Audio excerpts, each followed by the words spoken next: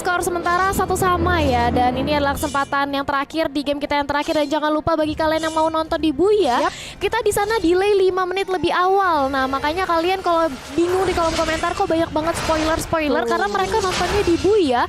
Karena selain delay 5 menit lebih cepat, kalian bisa mendapatkan diamond gratis. Tepat sekali. So kita akan lihat juga sejauh ini dari sisi Bellator Era nggak mau bermain agresif, Aimon masih tetap aman-aman aja. Buat kalian juga nih yang pengen investasi bangku gaming, boleh banget Steel Diplomacy Invisible jadiin wishlist kalian. Karena di area bottom lane nih, 2 hero dari Bellator Era udah mulai memberikan gempuran terhadap 2 hero dari RRQ Mika, Talia. Yap, dimana kali ini kita juga bakal melihat ya di area bottom lane sudah ada 2 orang melawan 2 orang sekaligus, 2 vs 2. Akannya ada terjadi skirmish, akankah mencoba untuk dipaksakan juga di area bottom lane-nya? Tapi jangan lupa juga 2 pemenang nantinya dari Women's Star League Season yang keempat. Ini bakal menuju ke ke arah Mobile Legends Women Invitational di tanggal 27 sampai 30 Januari nanti. Bener banget ya, Kupanya meninggal membuat Cel harus berdoa dulu memanggil papalan Kupa yang terpick off di area Tarat dari RRQ Mika. Kita akan lihat sejauh ini dorongan yang diberikan oleh Bellator Era membuat RRQ Mika harus recall terlebih dahulu, khususnya dari Queenie. Di area top lane juga kita bisa lihat juga Lele udah mulai coba untuk memberikan space terhadap As agar S bisa mengamankan keadaan gold buff-nya. Valnir harus mulai coba untuk bermain hati-hati, nggak mau terlalu overcommit. Point of view kita juga berada kembali di area bawah di mana ada 3 hero dari Bellator Era memberikan kepungan ke area Queenie dan juga Pong. Buat Pong harus mulai hati-hati, nggak mau mengambil resiko, dia bermain safety banget di balik Tarat, Talia. Iya, karena ini ya balik lagi, ini adalah game penentuan, pasti setiap langkah bakal diperhitungkan banget. Tapi lihat di arah top lane ya, 1v1 situation juga antara Lele dan juga Valanir, di mana Lelenya mencoba untuk dipukul mundur oleh seorang Valanir dan kembali lagi untuk mempertahankan dan untuk nge-clear terlebih dahulu wave minion di arah top lane. Sedangkan Chell di arah bottom lane dia mempunyai 2 orang ya, dari Popol dan juga Kupa, masih bisa untuk menahan gempuran dari seorang Ravela bersama dengan adanya Beatrix. Nggak mau dikasih bebas lagi nih seperti di game yang kedua, di mana Popol Kupanya itu cukup free ya mendapatkan tarot, tapi kali ini nampaknya bakal mencoba untuk di-ganking aja ke arah Popol ya. Yes, benar banget. Kali ini Popol Kupanya dibuat struggling karena Lele udah mulai coba untuk nge-poking aja ke area turtle-nya, memberikan space juga karena S udah mulai ngebantu nge-baby shot ke area bottom lane dari sisi Queenie di sana. Bahkan turtle kali ini masih dicuekin aja dari kedua belah tim karena Paul udah mulai masuk ke area dive in ke area satu tarotnya Bellator Era, tapi sayang sekali first blood berhasil diamankan oleh Bellator Era, di mana Paul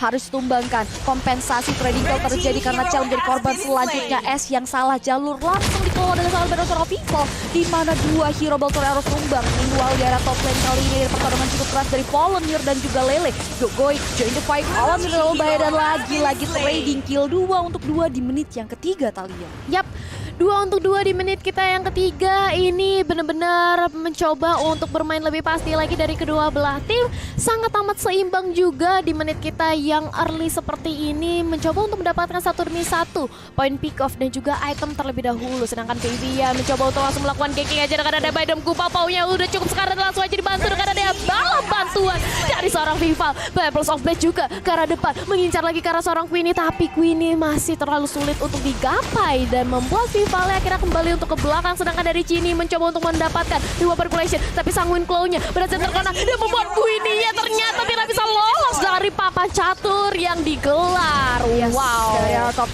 pit udah mulai coba untuk kompensasi aja dan kehilangan 2 hero dan bahkan 1 objektif. Turtle dibayar dengan adanya objektif Turtle yang diamankan. Sorry, tadi dari objektif Tarat RRQ Mika yang berhasil diamankan ya. Bahkan Sanguin Claw-nya pun nggak mampu untuk meng-cancel pergerakan dari Lord Moonbastion yang di-pop oleh Cini. Ini yang membuat dari si RRQ Mika benar-benar harus mulai lebih hati-hati lagi karena PT bongkar Tarat yang diamankan oleh dari Popolain Kupa dari Bellator Era sendiri berhasil mengurangi setengah dan bahkan sedikit dari HP Tarat yang ada di area bawah tier 2. Kali ini pun Vival kembali melalang buana mengarah ke area jungle lainnya, walaupun kali ini pun Lele dalam bahaya. Udah Divine Sword juga mundur ke area belakang dengan Consecration, masih bisa menahan dealing damage tapi nggak mau terlalu dikelola lebih jauh. Lele prefer untuk melakukan cutting terhadap wave minion yang ada di area top lane, Talia. Tapi sudah mulai di-ganking aja di area bottom lane. Lihat bagaimana Ash-nya mencoba untuk langsung mengkonekkan aja Endless Shards-nya, tapi langsung ya bala-bala bantuan datang dengan adanya Blessing of Moon Goddess yang membuat akhirnya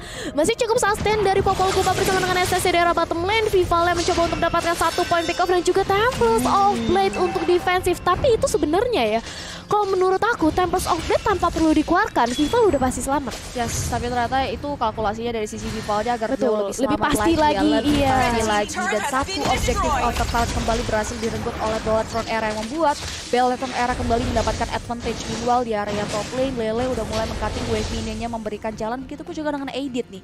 Dua hero sustain, dua hero durability tinggi, nggak mau 1v1 situation. Dia prefer untuk meng-clear wave minion aja, meng-cutting wave minion aja. Lele udah mulai rotasi ke area mid lane. Kali ini Sunning Claws udah mulai dibuka. We Are Angry diaktifkan begitu saja oleh seorang Chell mengarah ke area beberapa wave minion yang ada, membuat dari Bellatron Era harus mundur sejenak nih. Wow, di area top lane kali ini Ash harus mundur sejenak. Endless Charge dikeluarkan begitu saja, tapi Cini dari bawah langsung mengeluarkan Real World Manipulation, dibombardir begitu saja oleh seorang Queenie. Namun Cini harus mundur sejenak karena satu objektif hero dari Artimika berhasil mereka tumbangkan. Tapi di area mid lane, Tempest of Blade dikeluarkan begitu saja mengarah seorang Yogo yang membuat Vival berhasil membuat killing spree-nya di area mid lane kali ini.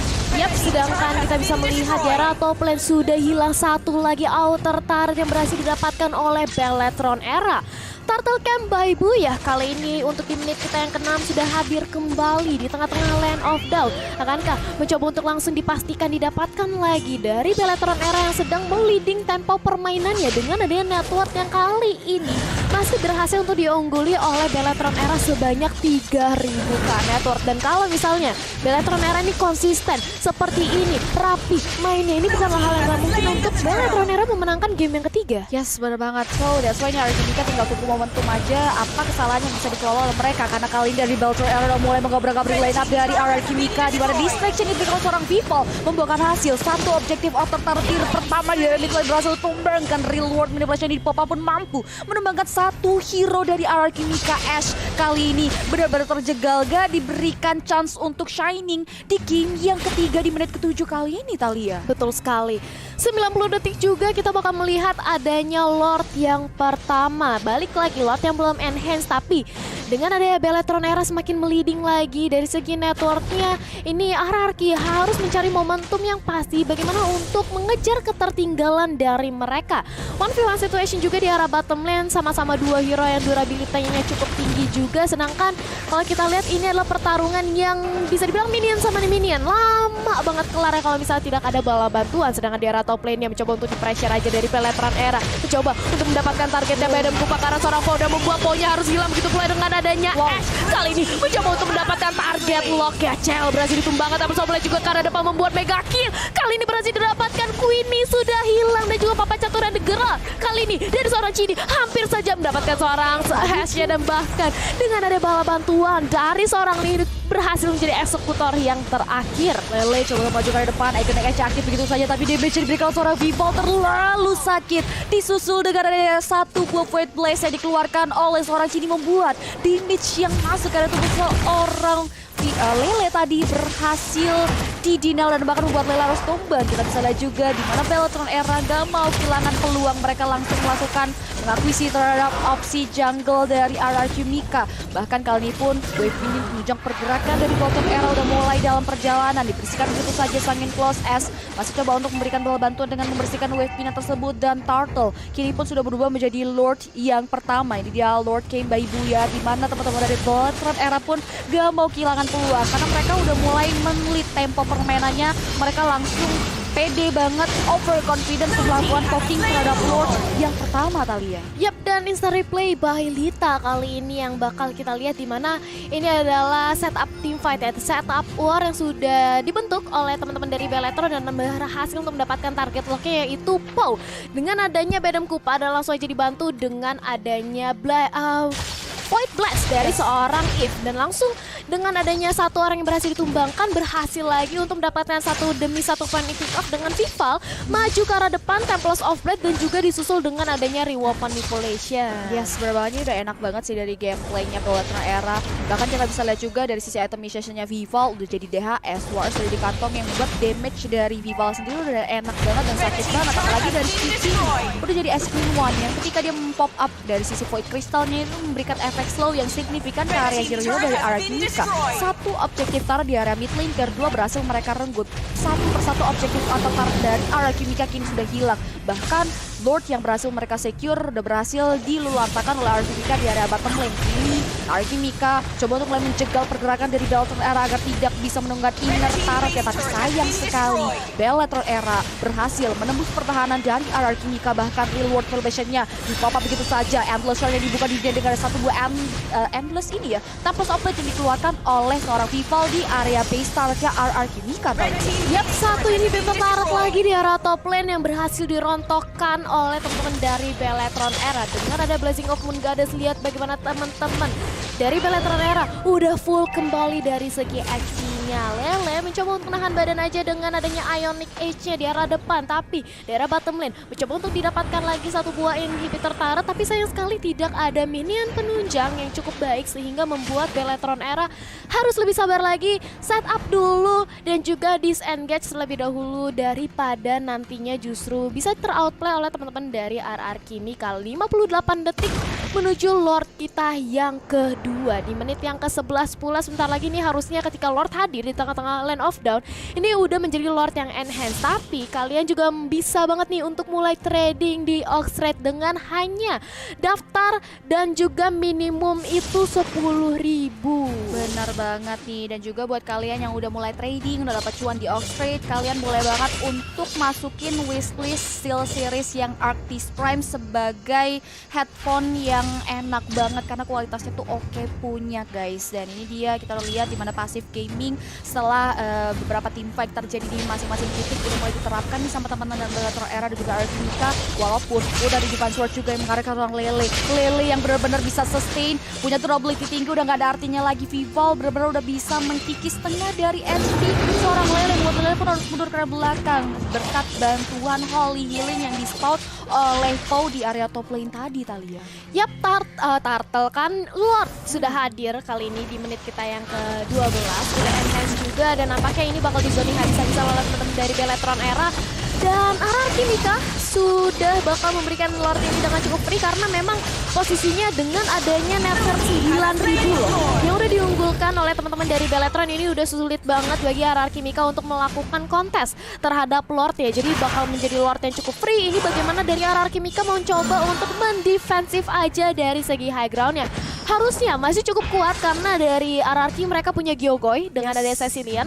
Mereka juga punya Queenie dengan Nibiru Passion-nya masih cukup cepat untuk memberikan clear terhadap wave minion. Tapi balik lagi seperti apa setup tim fight juga yang nantinya bakal dilontarkan oleh teman-teman Bellatrix Era. Yes, karena masih sulit sih dari sisi RRQ Mika sendiri menyentuh untuk backlane-nya ya. Sininya nih benar-benar optimal banget dari penempatan real world manipulation-nya, sehingga dari sisi Bellatrix Era ini udah enak banget untuk bisa menembus pertahanan dari RRQ Mika. Tapi kita akan lihat defense mechanism seperti apa karena Lordnya udah mulai memasuki base star dari Bellatrix dari RRQ Mika sendiri, bahkan udah mulai gebukin aja ke area base star dari RRQ Mika. Wave minion penunjang pergerakan dari Bellatrix Era udah memasuki di masing-masing laning phase, masih bisa di defense dengan sangat baik. Iconic Edge-nya udah mulai dihentikan karena ada We Are Angry item Kupa mengarah seorang Lele. Genie di area tengah-tengah sana membuka kotak kematian real world manipulation, di-pop up begitu saja, di-cancel begitu saja seorang Paul. Tapi dari sisi Vival yang gak mau berhenti, langsung berikan dealing damage signifikan dan shutdown berhasil terapkan. Tapi Bellatrix Era berhasil melakukan straight push karena base star dari RRQ Mika dan berhasil mengamankan game kemenangan di game yang ketiga kali ini, Talia.